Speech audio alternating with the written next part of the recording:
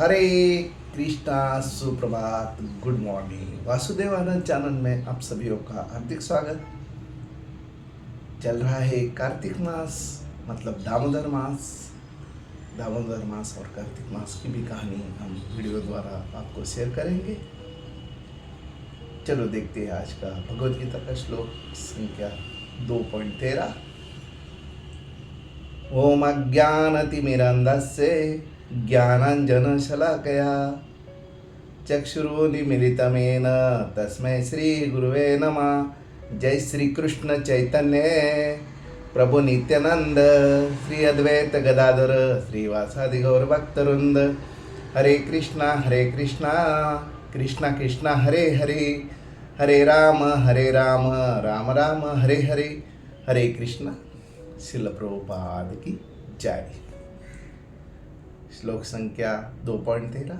ये श्लोक भी श्री भगवान ही अर्जुन को बता रहे हैं या बोल रहे हैं।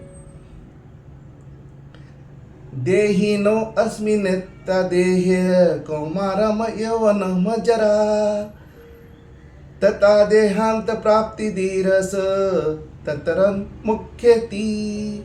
अनुवाद: जिस प्रकार शरीरधारी आत्मा इस वर्तमान शरीर में बाल्य अवस्था से तरुण अवस्था में और फिर वृद्धावस्था में क्या होता है, निरंतर अग्रसर होता रहता है, उसी प्रकार मृत्यु होने पर आत्मा दूसरे शरीर में चला जाता है। धीर व्यक्ति ऐसे परिवर्तन से मोह को प्राप्त नहीं होता। तात्पर्य श्रील प्रभुपाद जी के माध्यम से भगवान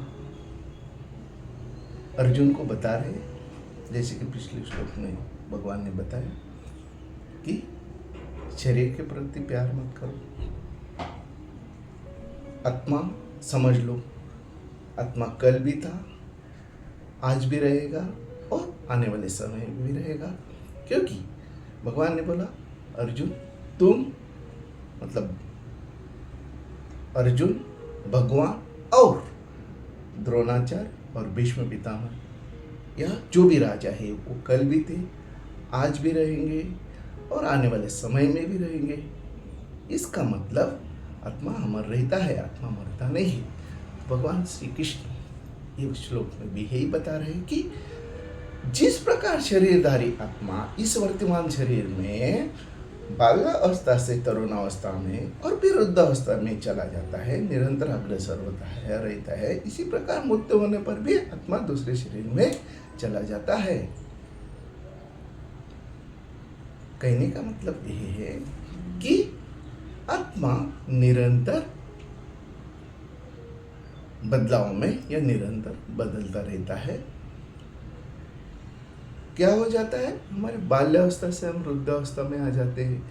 हमारी जो भी व्याधि है वो सब कुछ उसमें जुड़ जाती है।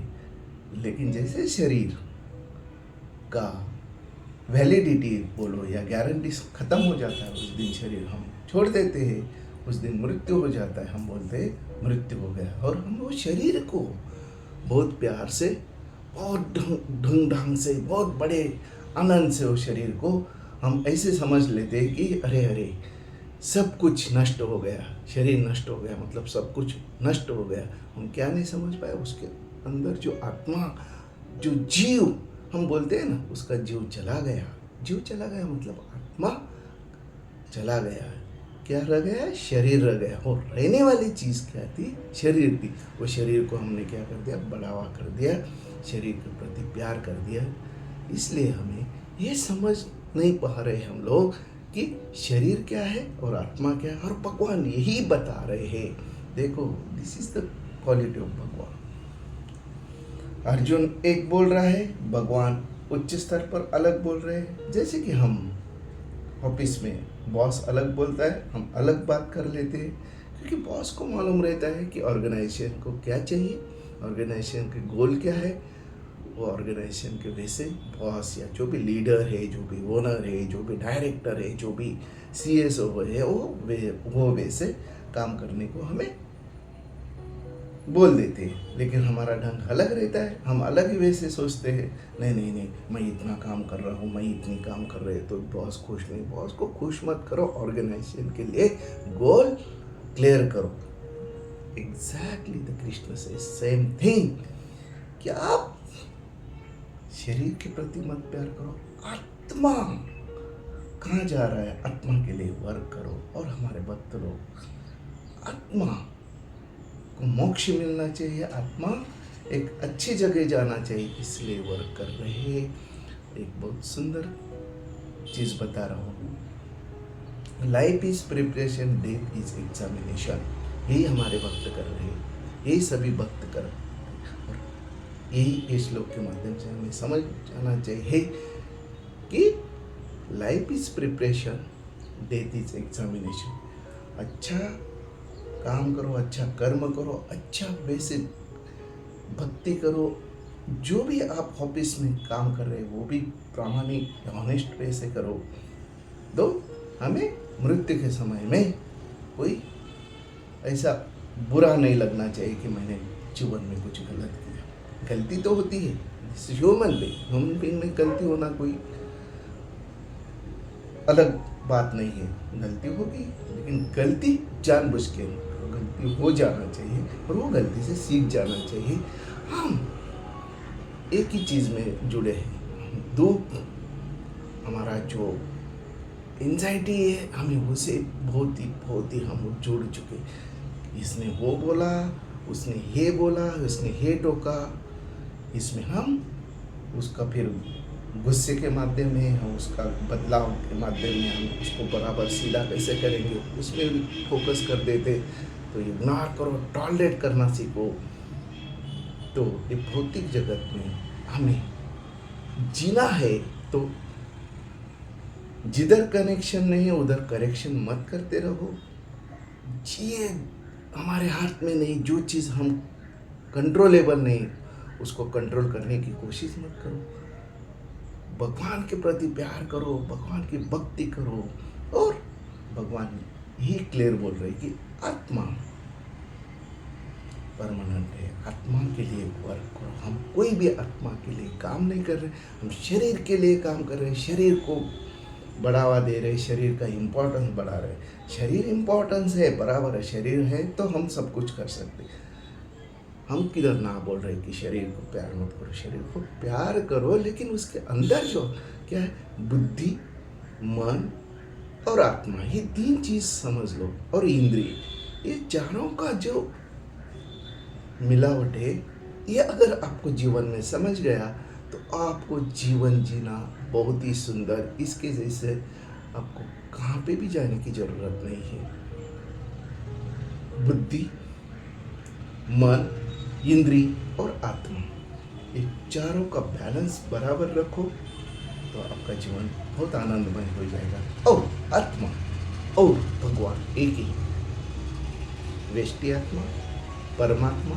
और ये भौतिक संसार में जो भी हम देख रहे, मैं वही बोला, भौतिक संसार के शरीर के बारे में, हमारे ऑफिस के मेरे डेजिग्नेशन, वो टेम्पररी है। भौतिक जगत टेम्पररी है, परमानेंट क्या है, आत्मा और भगवान है परमानेंट। और आत्मा और भगवान मतलब परमात्मा एक कैसे है, सेम है, दोनों आध्यात्मिक है।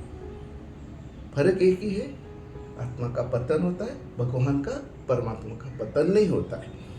और एक अच्छी तरह से बता देता हूँ कि जैसे कि अभी कोजागिरी पूर्णिमा गई तो हम चंद्र दूध में देखते वो प्रतिबिंब देखते, तो प्रतिबिंब क्या है, आत्मा है, चंद्र क्या है, परमात्मा। एक एग्जाम्पल के लिए। और दूसरा एग्जाम्पल बता, जैसे कि हम नीचे पानी रहता है, ऊपर से हमें आकाश दिखता है, आकाश में जो भी है, चंद्र सूर्य जो भी वो हमें पानी में देखते हैं, उनका प्रतिबिंब आत्मा है, और ऊपर जो है वो परमात्मा है। तो परमात्मा और आत्मा दोनों एक दूसरे से जुड़े हैं, ये समझ लो।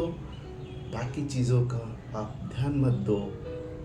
भौतिक जगत है, तुम्हारा जो व्यवहार है, तुम्हारा जो ड्यूटीज है वो तो करनी है, लेकिन कैसे करनी है ये समझ के। यही भगवान अर्जुन को बता रहे बार बार कि अर्जुन, भीष्म पितामह और द्रोणाचार्य का शरीर परमानेंट नहीं है। वो क्या बूढ़े हो गए, मतलब बचपन से बूढ़े हैं, उनकी अवस्था से बूढ़े हो गए, उनकी अवस्था से उनको मृत्यु प्राप्त होगा, और मैं उनको नया शरीर देने वाला हूँ। अगर युद्ध में मर जाते हैं तो नया शरीर देने ही वाला हो, तो उसमें कौन सी, लेकिन उनका आत्मा जो है वो परमानेंट है, आत्मा का दूसरे शरीर में चला जाएगा।